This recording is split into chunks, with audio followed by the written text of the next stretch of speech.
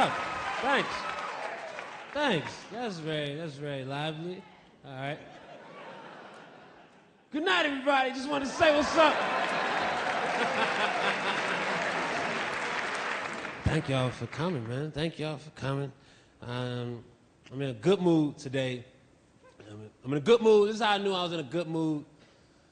Because I bought a Streetwise today. I bought a Streetwise, Chicago's homeless newspaper. I bought one. You're in a good mood if you buy one of those. Streetwise is not a good newspaper. Homeless newspaper of Chicago, sold by homeless people or people that are, you know. Because they're not all homeless, they just sell street, I don't know specifics, but I usually don't get it. And it's not a good paper at all. It's about 12 pages long. There's a 5-page article in it about a dude that sells Streetwise. I'm like, man, this is inside baseball, man. Also, this special is gonna go on national TV. All of my jokes is gonna be weird, specific Chicago shit. It's really weird.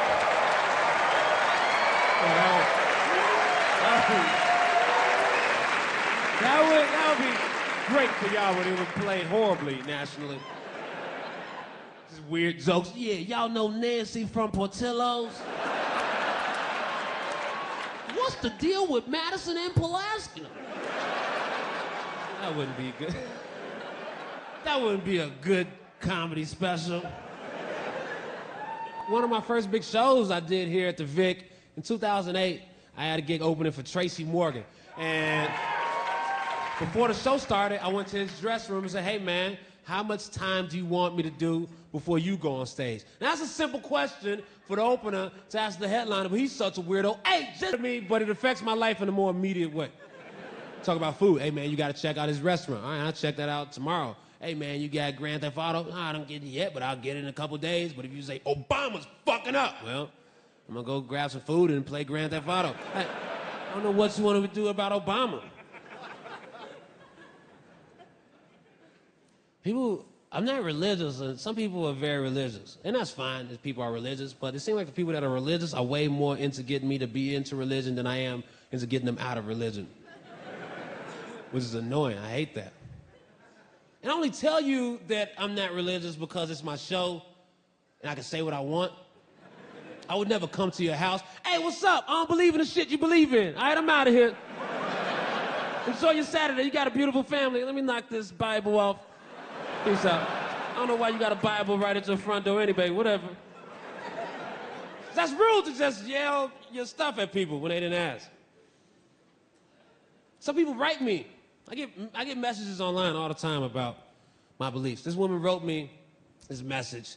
I want to share with you this message that she wrote me on my Facebook fan page. She wrote this. And also, you know, when you write something crazy on the internet, you're supposed to write it, and then you're supposed to step back, let that shit breathe a little bit, and you come back, oh, I was being crazy. And you just let it go, you erase it. But she wrote this crazy. She said, I saw your show in Phoenix, and my heart went out to you. I want to assure you that there is a God. There's only one God who loves you so much that he gave his only begotten son to save us. Well, you know what? God sounds like kind of a shitty father to me. If God is so powerful, why do you have to give his son up? And in Chicago and LA, Austin, Texas, Seattle, I said, wait, that's your vacation? You take pictures at the aquarium. And that's the vacation you can take? In your job, the way you make your income, you take pictures at the aquarium? That's your vacation? Because in America, if you work at the aquarium, you vacation at the aquarium. And you're happy about it. Whatever, we get 30% off chicken strips, it's not that bad. You just make do with what you got.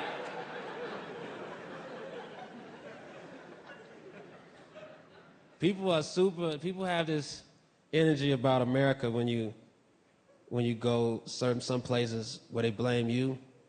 Personally, I remember I was in Norway. I was at this bar. There's a girl at the bar. She's beautiful. I go up to her. I said, I think you're beautiful. You like this actress, Kerry Washington. She said, thank you. That's flattering. Kerry Washington is beautiful. Are you from the USA? And I said, yeah. And she said, ugh! Obama! What? This isn't the direction I was trying to go with this conversation. But then she had all this stuff she wanted to say about Obama. I had nothing to go back. And I don't like Obama. I don't like what he's doing with the Israel and Palestine situation. I have no idea what Obama's doing with the Israel and Palestine situation. But I don't want to sound like an idiot, so I got to keep her talking. So I say, well, elaborate. Just kept, I don't like Obama. He's just like a smarter version of George Bush, which makes him more dangerous. And I don't think Obama's like George Bush at all. But at the moment, I didn't have any facts. I wasn't prepped for a debate. I was just overseas trying to smash. But I'm not going out that easy. Like, no. Obama's not like Bush. Obama's cool. Obama, he was on Late Night with Jimmy Fallon. Bush is more like a Leno Letterman type of guy. Obama knows the rules. Bush don't fuck with Questlove like that. What else? Obama has a great jump shot. Jump shot is wet as fuck. What else? No, Obama's nothing like Bush. Don't you talk about my president like that, you Norwegian bitch. And you know what? You don't even look like Kerry Washington. I was just trying to have some slick shit to open with. So my thing is, like, what are we gonna do about it at the bar? What are we yelling at the bar for, man? I don't like bar pundits. People just at the bar, the deficit and jobs. Okay, you want to have a drink, or is this your Fox News audition? Because I don't want to yell about politics at the bar. I'd rather talk about food and video games. Maybe that's short-sighted. Like God owed somebody some money, and they couldn't get to him, so they murked up his son.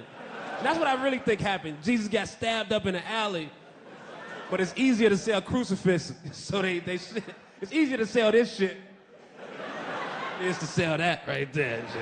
You can't sell a pendant of somebody getting shanked up in the alley. It's a marketing scheme. My version is really weird, but so is a lot of shit in the Bible. You telling me 2 of every animal in one boat? Get the fuck out of here, please.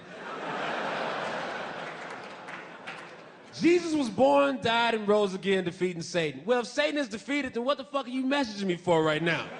No, I think Satan is alive and well because he empowered you to write this bullshit on my Facebook page, you condescending bitch.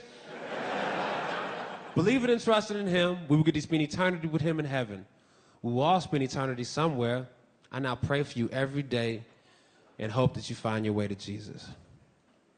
And I replied, so you trying to get the dick or what? Because it sounded like she was trying to get the dick, but she covering it up with all that Jesus stuff. It's like, if you want to come through, but let's be adults about it.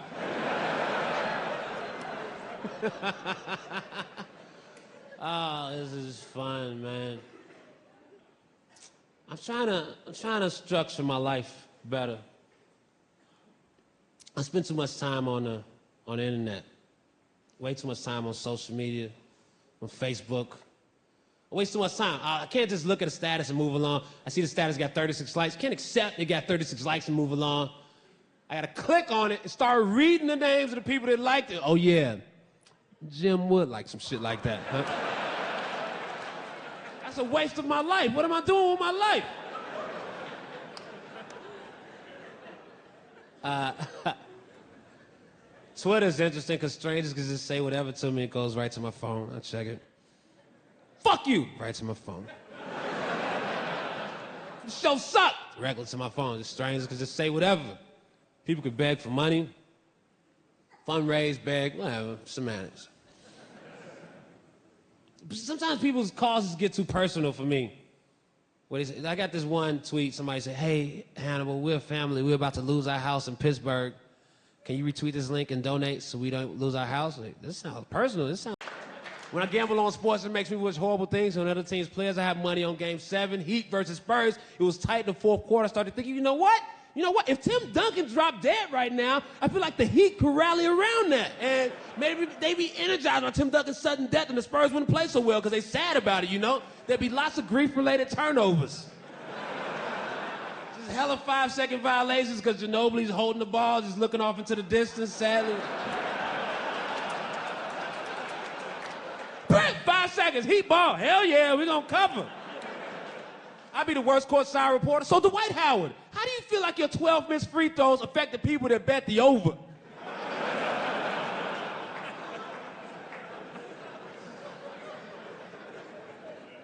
I go to basketball games sometimes. When I go to the game, I like to get there early. Watch the pregame routine. You get to see players do things they wouldn't normally do in a game. You get to see 7-foot centers don't shoot threes during the game. Maybe they're working on it, shooting threes during the pregame. That's cool to watch. It's fun. I'm jealous because as a comedian, there's no equivalent. There's no way if you got to this show early, I'd be on stage doing something weird, like punching myself in the dick or something.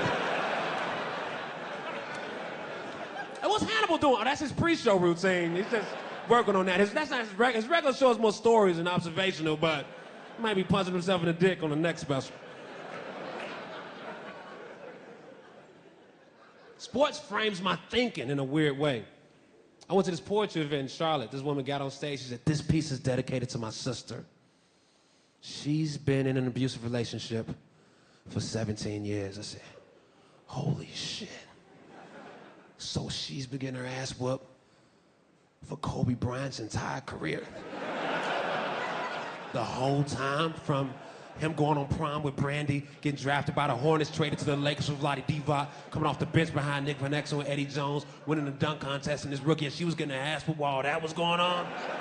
Even when they won a couple championships and they brought in Karl Malone and Gary Payton, that didn't work out. They got swept by the Pistons. She was getting her ass whooped while all that was going on. We were doing the rape charge in Colorado, the 81-point game in Toronto. She was getting her ass whooped there. You telling me that Sasha Bowie just came and left